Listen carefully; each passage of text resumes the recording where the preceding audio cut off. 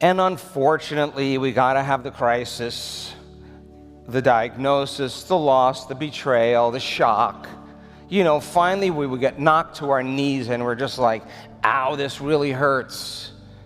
I think I'm going to have to change. Ugh. And the hardest part about change is not making the same choice as you did the day before. And get ready, the moment you decide to make a different choice, I don't care what habit or what belief or what emotion you want to change, the moment you say, I'm not going to complain, because happy people don't complain.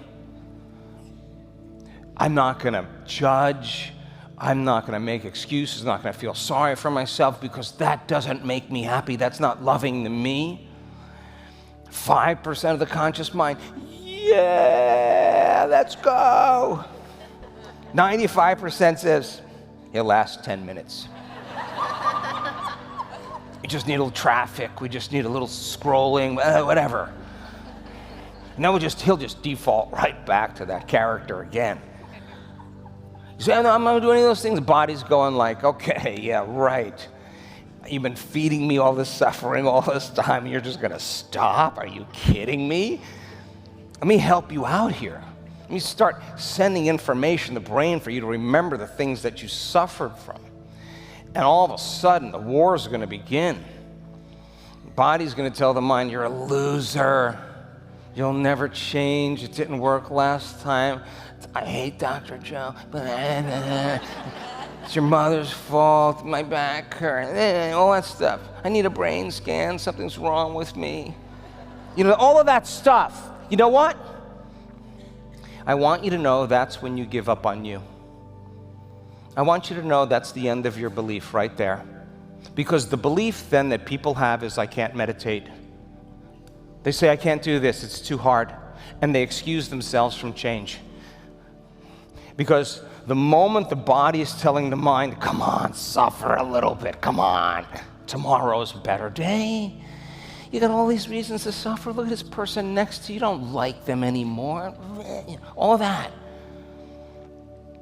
And if you believe in that thought, you accept that thought, you surrender to that thought without analyzing it, it slips by your awareness, you're going to make the same choice, you're going to demonstrate the same behavior, you're going to create the same experience, feel the same emotion, and then people say, oh, this feels right.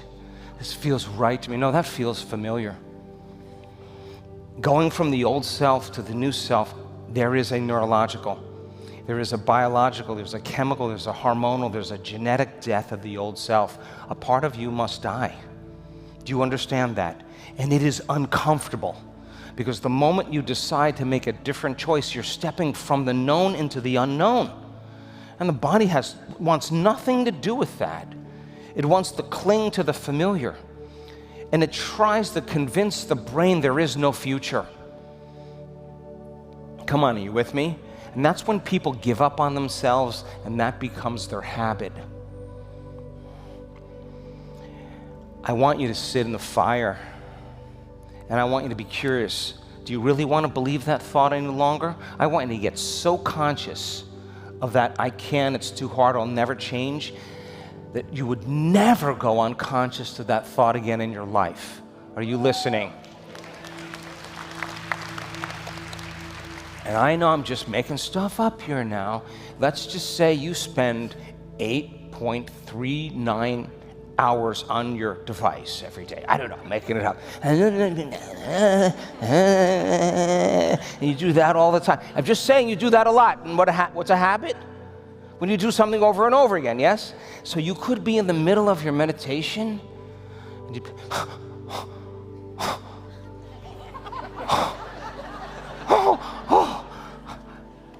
but that's the end of a person's belief in themselves. They have to go back to their phone and scroll. They give up on themselves again. And I want you to know that right on the other side of that is the unknown. And that's the body trying to talk you back into the familiar self. And I promise you, if you wake up every morning and you go through the news and you get all aroused at 8 o'clock every morning, your body's going to be like, what the hell's going on here? It's 8 o'clock. Let me help you out. I'll get you aroused without it. Come on, you with me? Being curious, what's on the other side of that emotion is freedom. And you got to sit with yourself. You got to be so conscious of your unconscious thoughts that when you leave this place, you would never go unconscious to them again. You would have to become so aware of how you speak, how you act. You would have to become so aware of the habit of you that you would not default and go back to behaving as if you were in your past. And the only way you're going to, listen to this. The only way you get really good at becoming conscious, listen to this, is not looking at the horoscopes, none of that stuff. The way you get really good at becoming conscious is catching yourself going unconscious, period. Because nobody's going to do that for you. No one is going to do that but you. Are you with me still? And so then, if you can observe your thoughts, you could notice your actions and behaviors. If you could become aware of how you're feeling, it means theoretically you're no longer the program. Because when you're the program, you're unconscious. And now you're conscious of your unconscious self, and we begin to objectify our subjective self. Now check this out, I'm going to be really honest with you. It takes a lot of energy, and it takes a lot of awareness to stay present. And as tedious as it is in the beginning, sooner or later it's no longer David versus Goliath. As you start disentangling from those programs, now you are no longer the program.